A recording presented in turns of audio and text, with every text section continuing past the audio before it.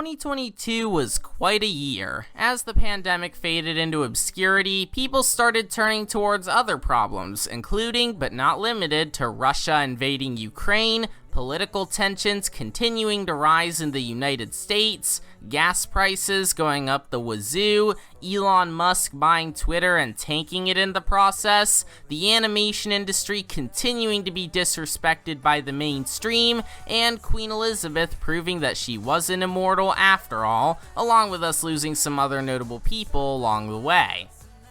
But with the pandemic not being as huge as it was during the last 2 years, movie theaters were back in full swing and there were even a few major financial hits. And I took this as an opportunity to review a lot more stuff than I normally would, which seemed a bit daunting at first, but I love doing this for all of you and I'm glad you were all able to stick with me even through difficult times.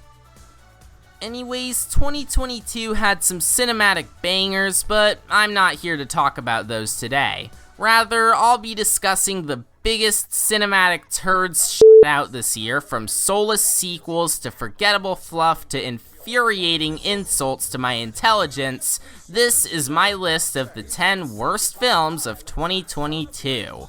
Before we begin, I need to make 3 things clear. For starters, this list will only include the movies I saw in their entirety this year, so not only does that mean I don't have to talk about these cinematic abortions, but that also means I technically don't have to talk about Halloween Ends since I basically checked out of it about halfway through. Also, I'm only going to be including major American movies released this year, so thankfully I don't have to talk about Netflix's Marmaduke again since it was a foreign release. If I did include it though, it'd easily be number 1. And lastly, I just want to remind you all that this list is just based on my own personal opinion, and there may be some choices you disagree with, which is totally fine. Let's just try and keep things civil in the comments section, okay? Alright, on with the countdown. Harry Potter is one of the biggest and most celebrated franchises in all of media, both the books and the movies. However, everything changed when J.K. Rowling, the creator of this franchise, was revealed to be a homophobic asshole, and her reputation quickly went into the toilet. And this brings us to Fantastic Beasts: The Secrets of Dumbledore, where Rowling got to keep her writing and producing credit despite how controversial she is, and Ezra Miller got to keep their role in this and The Flash despite being a menace to society. But Johnny Depp? Oh, heavens no. He may have been proven innocent, but he was still accused of abusing Amber Heard. No way are we gonna let him return despite how he was one of the only redeeming qualities in The Crimes of Grindelwald. So yeah, Secrets of Dumbledore. When you think of Harry Potter, I'm sure the first thing that'd come to your mind would be cool magic, both with the spells and the overall atmosphere of Hogwarts. So what if I told you that this movie instead spends most of its time being a political drama with horrible pacing and no good character chemistry? Yeah, you'd probably be a bit confused.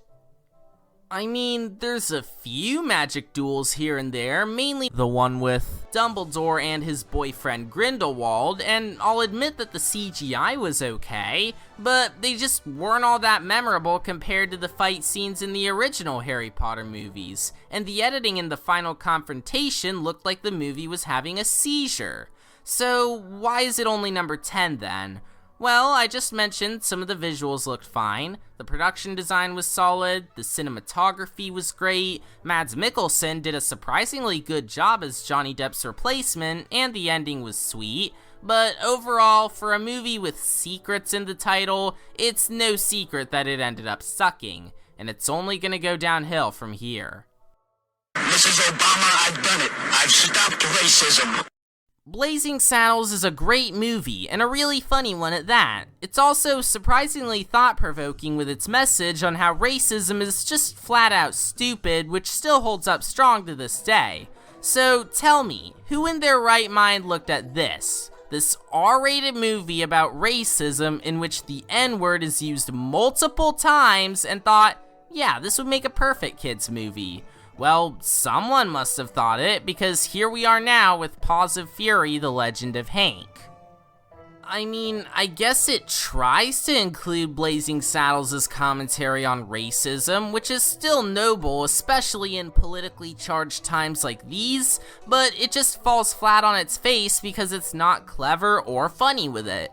In fact, the movie is pretty boring. Not only is the story itself generic, but its execution also doesn't do anything special and just feels like a safe, by-the-numbers kids flick with a slew of tiresome cliches, lame attempts at humor, mediocre animation, and plenty of unlikable and annoying characters to go around.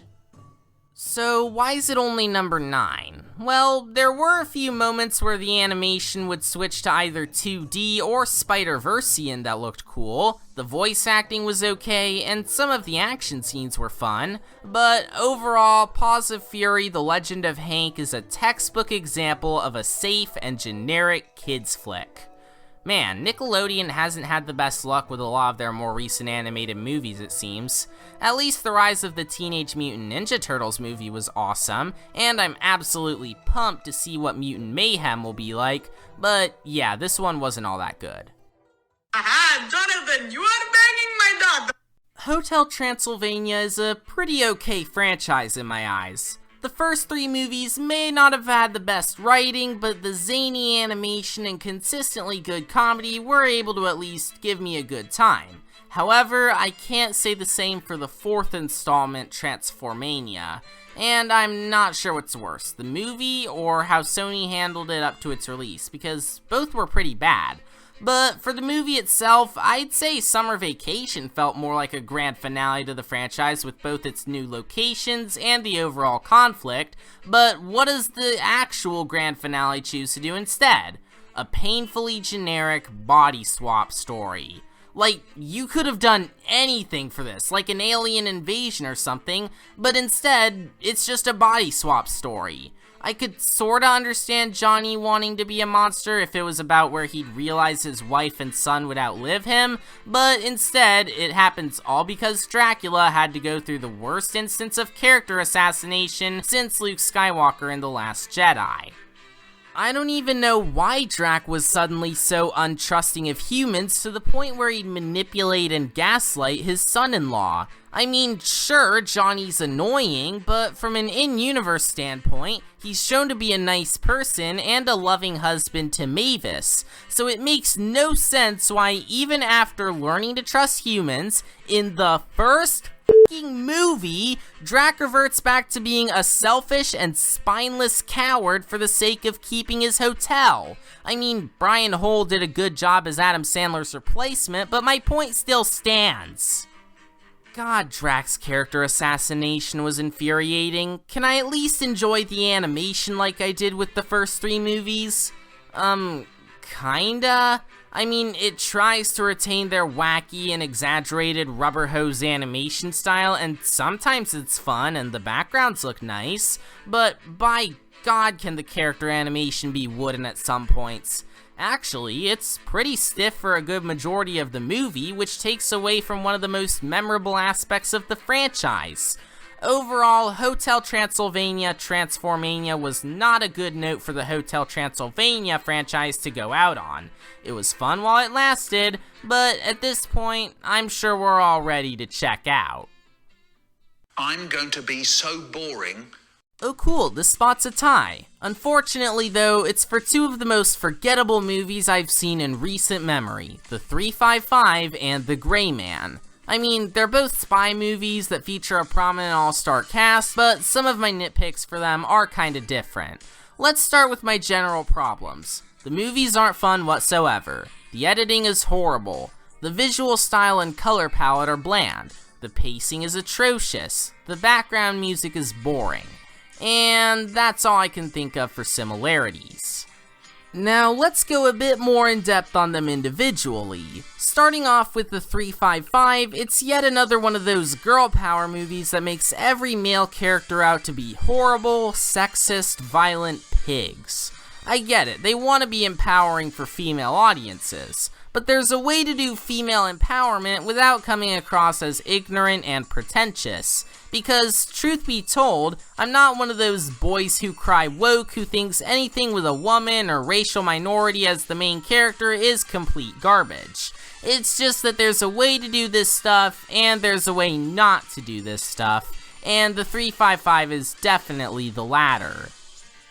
Now onto the Gray Man, and this was from the same guys that directed Avengers Infinity War and Endgame. Now, I'll admit, the Russo brothers are definitely very talented directors. Unlike a lot of other directors whose most prominent works were within the MCU, I could definitely see that they had their own directorial style by mixing high-octane action with introspective character studies.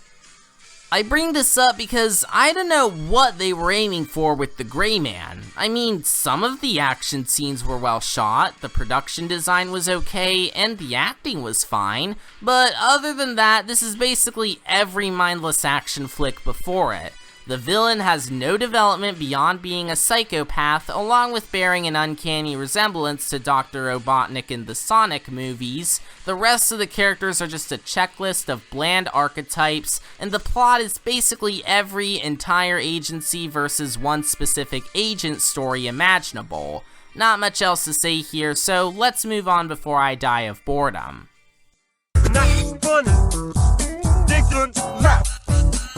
Why did I give this movie a 7 out of 10 originally? Looking back on it, Chippendale Rescue Rangers is not a very good movie. Now, let's get the elephant in the room out of the way real quick, which is the parallels between the villain Sweet Pea and Bobby Driscoll. Now, yes, I get that the writers were probably trying to do something similar to Balthazar Brad in Despicable Me 3, where his backstory is supposed to reflect the poor treatment of child actors in general, especially when they get older.